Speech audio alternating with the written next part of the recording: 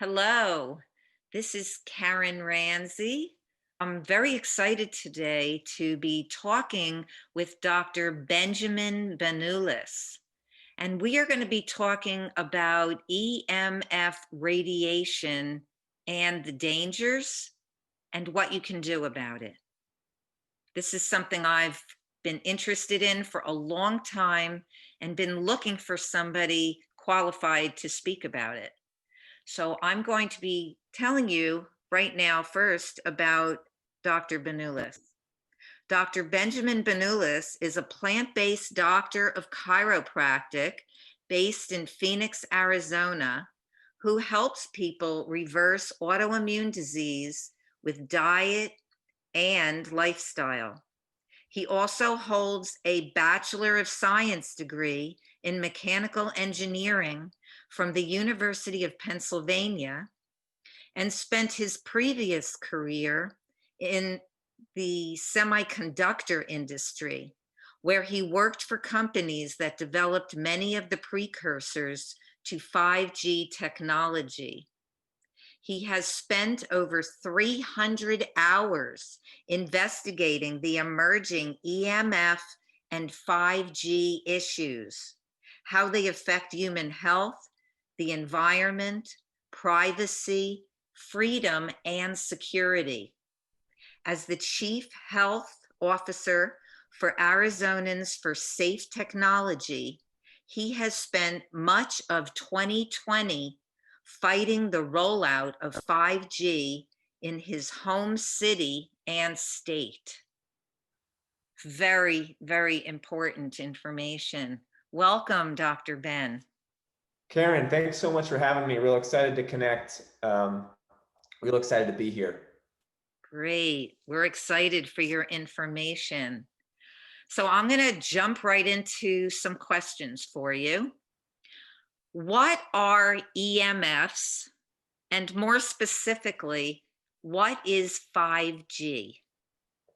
So EMFs are electromagnetic frequencies. This is radiation that is given off by a number of things.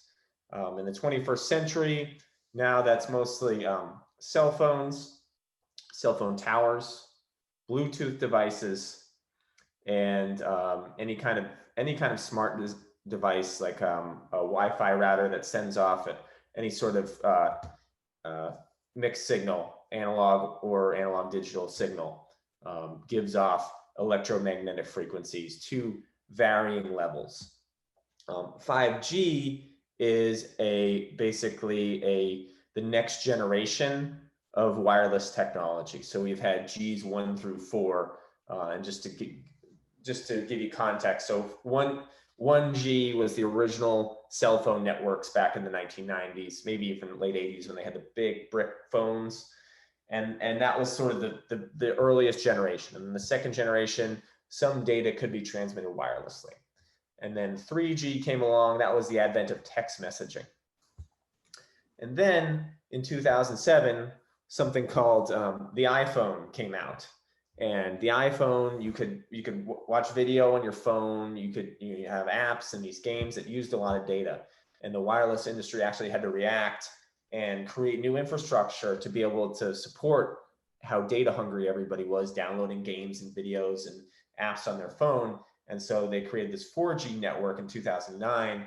And now 5G is going to basically build on top of that and add even more connectivity. So instead of taking 10, 20 minutes to download a movie on your phone, now you can download it in 5-10 seconds. You can stream movies from your car, watch Netflix in your car.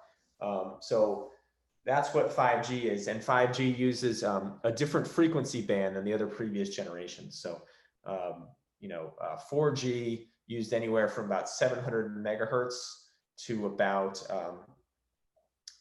6 gigahertz. And 5G is going to use even higher frequencies, what's called millimeter wave microwave radiation, anywhere from 30 to about 300 gigahertz. And so it's a new technology that's emerging, that's basically being built out right now on top of the existing 4G infrastructure. Wow. Uh, Being what you said now about 5G, are there any benefits that they're saying that come along with the 5G network? Sure. So the main thing is better internet connectivity and better download speeds. So you'll be able to transmit data instantaneously, and like I said, you'll be able to download um, uh, movies much faster. Okay. Now you can already download movies fast in your home internet connection, but wirelessly you'll be able to download movies in large amounts of data. It'll enable things like augmented reality. And so if you ever heard of the game Pokemon Go, where you basically like look at the world through your phone and it shows Pokemons. Well, imagine that on a much larger scale, and you're superimposing more than just Pokemons on a map. You have all kinds of things that you can use for games and all kinds of virtual reality purposes. So that's one of the things it's going to enable. It's also going to enable something called the Internet of Things, which we'll probably get to at some point, but where all these devices are interacting, and pretty much every device has its own chip and can communicate with the 5G grid to do things without needing human interaction, basically. When is this 5G rolling out? It started rolling out this year, and it's going to be just a sort of gradual add-on to the existing 4G infrastructure. So it's happening now, and in certain states, it's really happening. It's where I live, the build out is probably 40-50% complete. And so it just sort of depends on the geography and where these wireless companies are building all of these what's called small cell towers. Yes, Which, I'm already seeing this in my area where lots of these smaller towers are like, I see it right down the road, like they're on the highways. I'm seeing like these three towers not that far from where I live, on Route 17 in Ramsey, New Jersey. I'm seeing them just sprout up. And like mm-hmm, some of them are very close together and right near the road. mm-hmm. Um, looks scary. Like I always wonder what people are thinking as they're driving down the highway, seeing these towers that before were in the distance. Now they're like right in front of your face. Yeah, good point. So the 4G infrastructure, it was what's called the macro towers, the ones that are 250 feet in the air. Um, with the 5G towers, what they're saying is that basically the millimeter microwave radiation that it uses to communicate can't travel as far. So what they want to do is they want to put the towers closer to the ground and closer together. So now instead of all these sparse macro towers that kind of spread out and they're away from neighborhoods and you don't need to put them near anything and no one really wants to live near them anyway. Well, now you've got all these 5G small cell towers that are 50 feet off the ground, and they want to build them sometimes every 300 feet and as close to 50 feet from a home. So now you don't have this macro tower that's off in the distance. You have a small tower that's giving off even more radiation that's basically beaming right into a second story window, okay, and like right up next to the house. So the amount of radiation exposure that we're going to get from 5G versus 4G is orders of magnitude more. I don't think that we know what we're getting into here. Just recently, there were people coming around from the electric company putting on smart meters on the homes in my neighborhood, and I declined it. And they were saying, well, you're going to have to pay every month then. Like it was just a bad thing. I'm going to have to pay that $15 because they have to come out and read my meter. I told them, I'm just fine. I'll pay the $15. Because I had $15 is a read lot that, cheaper than brain cancer. that what? Said $15 is a lot cheaper than brain cancer. That's what I believe. So, yeah, I definitely think that if somebody's coming around to your house and putting something on there that you don't know what it is, something digitally, you should definitely do your research before letting them put it on. So, yeah, thank you. And so, you already talked a bit about the health hazards. How do you know that they're health hazards? Sure, good question. So like I mentioned, 5G is using what's called millimeter wave microwave radiation, which is a different frequency band, a different type of radiation than previous generations have used. Um, and so microwaves some people, a lot of people don't know much about them other than like, oh, I put food in a microwave. Some people do, you and I don't. Um, but if we said, okay, it's using X-ray technology and these towers were beaming X-rays every 500 feet, like people might be concerned. Well, the fact is that even though 5G in of itself hasn't really been safety studied, what we do know is what we have studies on, and we actually have a lot of data on, is microwave radiation itself, the actual type of radiation, the frequency band that the 5G towers are going to use. And we actually have a lot of data on this, about 20,000 studies, dating as far back to World War II and even prior. Um, and I can pull some of this up if you want. We can share a screen. But actually, a lot of this data is from the U.S. military and other militaries that we've gotten. Documents have been declassified over the years where they've been studying how to use microwaves as a weapons technology. Okay, so as far back as World War II, they realized, okay, we can beam these microwaves at people and objects and tanks and things and try to fry them with microwaves. So the military studied these things to see what the effects of human health were. And so we have this data. And so people that study radiation, EMFs, and things like that, in a academic sense or a clinical sense, are sounding the alarm and saying, okay, this is the very same technology that's a weapons technology, and you haven't studied it on human health. You haven't studied 5G on human health, because when the Verizons and the T-Mobiles and all that, and the companies that make the towers like Ericsson and things like that, they don't study these things on human health. They just study if they work. And they study that they're safe and they won't explode or whatever, things like that. But they don't really look at the health effects, either short-term or long-term, on if they're beaming these rays at people. But we have that data.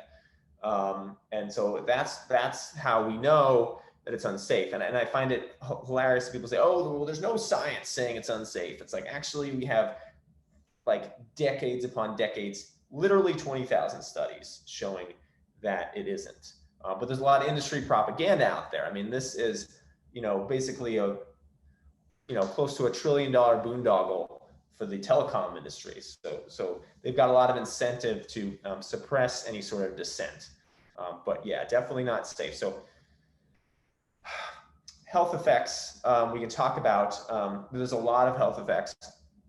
And, a lot of these health effects are demonstrated, negative health effects are demonstrated to happen at levels orders of magnitude below what the FCC guidelines are. So the FCC guidelines say, like, okay, these devices are allowed to give off this much radiation.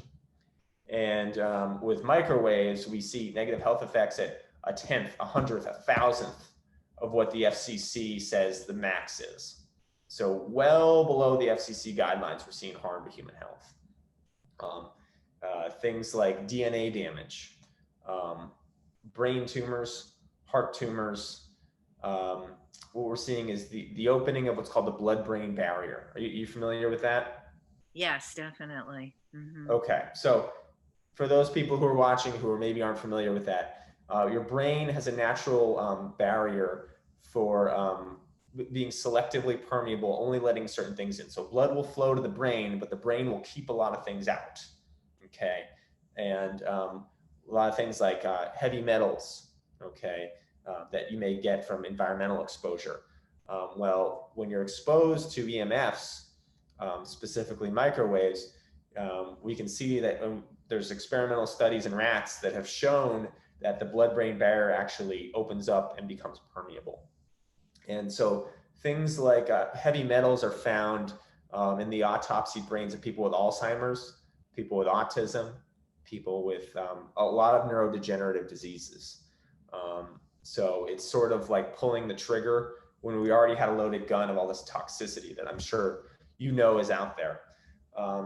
And then also a lot of depression, anxiety has been shown that like the closer people live to a cell tower, the more likely they are to have those kinds of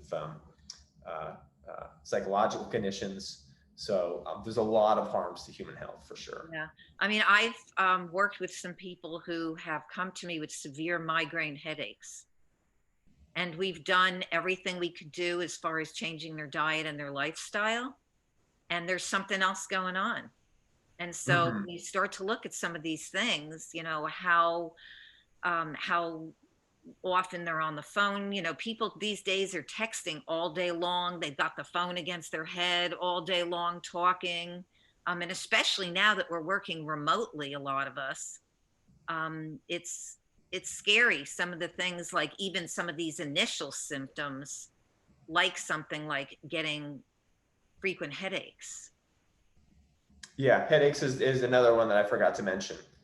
And what I'll do is I'll share a document with you that has links to just tons and tons of studies That that would be show the great. negative health effects of EMFs and microwave radiation. Because I think, like we said, there's a lot of what we call FUD from the industry, fear, uncertainty, and doubt, where they say, "Oh, it's safe. Don't be a conspiracy theorist. Don't you believe in science?" This kind of nonsense. Um, Yeah, it's one of those things where, like, sometimes I'll say something about it, and I'll be with a group of professionals, and they'll say, "Karen, like, you're not talking science here. There's no science behind this." yeah. And that's just not true. And especially according to what you're saying, 20,000 studies is pretty significant. Yeah, it's actually one of the most studied phenomena on human health. Like very few things you're going to find, like even diet. Okay, like you just look at like plant-based diet and how many studies do we have to show that it's good for human health? Well, we've got a lot, but I don't think we've got 20,000 yet. Um, so Yeah. it's very, very well studied. Yeah. Well, so I have a question for you. What are the Internet of Things and the Internet of Bodies? Okay, great question. And I want to start with, I want to throw in an anecdote here, but the Internet of Things I alluded to earlier is when all these devices, for anywhere from your toaster to your washing machine to your HVAC system in your home, are all have an RFID chip and can all communicate with the grid without a human. So, for example, your house detects that the temperature outside is warmed up and it says, okay, well, I can turn the heat down and I can just open the blinds, let more heat in, that will save energy. Okay, which is a great idea. Like, I'm not knocking that. That's awesome. That's a good idea. That's one of the things they want to do with Internet of Things. Another thing that you can do with Internet of Things is you order a package from Amazon and you want to know exactly where it is. Well, guess what? That box has a chip on it, communicate with the grid, and now you can see like exactly where, in real time, track the box, right? You'll be able to order like a ride share, like an Uber or a Lyft, much faster because it'll be connected to the grid. You push a button, 2 seconds later, car pulls up, right? So greater internet connectivity. You have something like, all these smart devices. They even want to do something like a smart diaper, Oh, okay? You wear this diaper, it has a chip on it, and your oh my goodness. kid What are soils we coming to? themselves and you get a text message alert because you're being such a good parent, you couldn't pay attention, you're too busy like scrolling on the phone, so bam, you get the text message, oh, my kid crapped their diaper, okay. And then of course that whole time your kid's just getting radiation, like right. And these kids, I mean, their bodies are smaller, they have more water in them, their bones are thinner, so they're much more vulnerable to this radiation. Definitely. They're still developing. Their brains and their nervous systems are developing. And Yeah, packs it with this kind of strong electromagnetic force. You don't know what's going on. we definitely don't. And so we kind of want to just see the good that's going on and ignore that there could be negative health implications, like, oh, we'll be so interconnected, it'll be so, such a good thing. We'll be able to, do all these things and make our lives easier, but at the same time, we're just dosing ourselves with more and more radiation. But ironically, I was going to say, when I was working in the telecom industry, this was about, I think, 10 years ago. I remember we were developing some kind of technology, and one of the sales guys said, you know what, like if we develop a chip that does this company that I call on, they said it will be in what's called the new Internet of Things. And the chance to make billions of dollars if we can develop them a chip that does this and get into the Internet of Things. And at the time, like everybody laughed at him. They were like, the Internet of Things, that is the stupidest idea ever. But now it's like 50% of their product portfolio. And it's an emerging technology where we say, oh, we're going to be so much more interconnected. We're going to be able to do all these things faster and more efficiently. But the downside is, of course, that we're dosing ourselves in much more radiation. Yes. It's like, And for profit, is it really worth it yeah, to do and that to us? people just see the dollar signs, and then when you and I want to say, hey, have you thought about the health implications? We're just, shoot away as anti-science and hysterical raw vegan, nut jobs. Right, exactly. So And so the you also asked, Internet of Bodies. yeah, it's a good question. So the Internet of Bodies is like the Internet of Things, but now everybody's got a chip in them. Okay. And you may have noticed, I think it was about a month ago, Elon Musk said we're gonna have this chip that goes directly into your brain, or they can put the chip multiple places, like in your hand, or it doesn't really matter where that much. But with this chip, it'll be your wallet, it'll be your passport, it'll be your digital ID. And so it has all these conveniences that, like, you can basically like go to the grocery store and just swipe your hand over the thing and you've paid, right? Faster. But the security implications are pretty dire, because now basically the grid can track you. And of course, this chip is giving off radiation. It's inside your body. We don't know what the health effects are of that. But the security and privacy implications are pretty dire. Like, say that, the government decides you're an enemy of the state. You're speaking out against 5G. We have to silence you. We can turn your money off. We can make it so you can't travel. We can, make the chip give off more radiation to poison you. These are just possibilities. But the fact is that you've given up a degree of your freedom and autonomy when you've been chipped. So, if you are going to do that, I would say proceed with caution. It's a way for, whether it's corporations or governments or whomever may have, nefarious ends in mind, can control you. So that's the Internet of Bodies. But that's what they want to move towards, and then they can tell, they can track you on the grid. Oh, these two people weren't standing 6 feet apart, or this guy wasn't wearing his mask. And it's Some an invasion of your personal freedom. yeah, it's billed as this, way of like making your life more convenient, but it also, it gives away a lot of your personal freedoms. Yes, definitely. So, Dr. Benjamin, how can we begin to fight this? I do know a group out in Long Island that is doing some amazing work. It sounds like you're doing some incredible work in your area in Arizona. What can the rest of us, what can we do? What can you set as where we can begin to have solutions for ourselves in whichever area we live in? Sure. Good question. And we should talk about solutions and alternatives, because there is a way to accomplish what 5G is doing in a much safer way. Okay. And this is another thing we need to talk about, because, a lot of people say, oh, you can't just stop technology. You can't just all like live in the dark ages of 1994 when all cell phones could do is make calls. Like, things got to progress. And then I understand, and I'm an engineer. Okay, I want internet connectivity. I want to be able to do a Zoom call across the country here. So what we advocate for is safe wired technology, meaning that instead of what we're doing with 5G and 4G is basically beaming the internet down at everybody, okay, from the sky. essentially. So we're just coding everything with the internet through the air, and as a consequence, we're also getting bathed in all this radiation. But what if we just improve wired connectivity?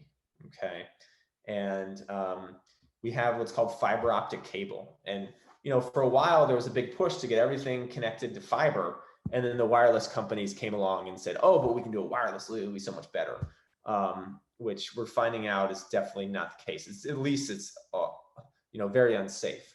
But a lot of this fiber infrastructure is already built, and so if we can get the states and the cities to finish the build out of the fiber, we can just basically get fiber to the premises, whether it's your home, your business, your church, your synagogue, wherever. And then they have internet there. And then if they want to run Wi-Fi and expose themselves to Wi-Fi, then okay. But we don't want to just be beaming the internet down at everybody and you can't opt out. So it's definitely safer. It's probably cheaper, and it'll actually get us faster speeds. Because we can do much more with fiber optic cable than we can, you can only beam so much through the air. So that's that's the solution we want to offer. Now, you have to get active, okay? Like, people are going to watch this video and go, oh yeah, I want to stop 5G. I'm going to share this video on Facebook. Good job, but you have to actually take action, okay? And so right now, there are people that are, there's Robert F. Kennedy Jr.'s organization called Children's Health Defense. You familiar with that? Yes. Okay, they're suing the FCC at the federal level, saying, you haven't raised the safety standards, the safety guidelines for wireless technology since 1996, which is true. So when I say that, like, these things were unsafe at a 1,000th of the level of the FCC guidelines, FCC guidelines haven't changed in almost 25 years. So he's suing them to do that. But that takes a long time, okay? And the higher up you go up the food chain, the longer it takes to make change. And like I said, the build out is happening now. I mean, by mid 2021, it's going to be done. So what you can do is get involved. I think the best place to start is just the city level, and meeting with your mayor, your city council. Maybe if it's a town, you got a board of selectmen or whatever they call it, and educating them about the dangers of the technology, educating them about, okay, we can do this fiber optic thing instead, and it's liability for the city, okay? Because when these towers go up, people can sue the Verizons and they can sue the T-Mobiles, but they'll also sue the city for allowing it to happen, and it's going to bankrupt cities. So you say, look, you don't want your city to go bankrupt, so what we can do, let's call a moratorium, okay? And just say, okay, until we review the science on it, which we don't need to do any new science, really. I mean, we got 20,000 studies, like I talked about, and you see, oh, it's unsafe, we don't want this, we want to do fiber optics instead. Now, in some states like Arizona, there are state laws in place where basically you can't say no to the towers, okay? Like, they've made it so that the cities can't say no. They get to build wherever the heck they want. What you can do, you can have the city create what's called a wireless ordinance, okay, which caps the power. All right. So to give you an idea, you need about 0.02 watts to make a 5-bar call. Like, to get 5 bars of reception on your phone, the tower needs to emit about 0.02 watts of what's called effective radiating power. Some of these towers, okay, can emit 1,000, 2,000, 5,000, 7,500 watts. 25 million times the amount needed to make a 5-bar call. Wow, that's so scary. I know. But the city can say, no, tower's not allowed to give more than 1 watt or 0.1 watts or whatever. And then, so they can cap the power. So they can't tell the telecom companies, hey, you can't build it here, because you can build it here, but you can't give off, we're going to basically turn your fire hose into a squirt gun because we don't want to get hit by the fire hose. All right, we just want to make calls, maybe check our Facebook, but we don't want to get like deluged with, carcinogens. So that's, so those are your 2 strategies: get your city to call a moratorium, or get your city to cap the power, or do both. And so educational materials on how to do that. And this is, you're going to have to, form a coalition. You have to find like-minded people in your city. You're going to have to go before the city council and speak and say the right thing. You're going to have to follow up, have meetings with them, get them to meet with you, show them what's going on, draft an ordinance for them because they're lazy and they're not lazy, but they're busy. They got a lot of things going on. They don't have time to like write new laws for you. It's called lobbying. You write the law and they go, okay, this looks good. I'll pass it into law. And so resources on how to do that, 2 websites I want people to check out. First one is called mystreetmychoice.org. Okay, a lot of resources on there. And the other one is scientistforwiredtech.com. And it's scientist, the number 4, wiredtech.com. I'll put And then that in the description below. yeah, yeah. And then if anybody's in Arizona, we have our own site. It's AZ for Safe Technology, AZ, the number 4, safetech.org or .com. We'll get you there. Join, sign up on my email list on there to get involved with the actions that we're doing to stop this technology. And we've got some, it's very interesting. We have some cities that are like, oh yeah, we don't want this. Like, what do we got to do to stop it? Let us know. And then other cities where they kick us out of City Hall. We try to join the Zoom meeting. They talk over us and they try to silence us. And it's interesting. But you got to get out there and you got to get involved. And you got to speak up. And I remember seeing something online that the president or some head person in Belgium was saying that they were not going to permit 5G because they care about the safety of their people. I remember seeing that. So there are some countries that are taking more leadership as far as preventing these kinds of technologies from harming their citizens.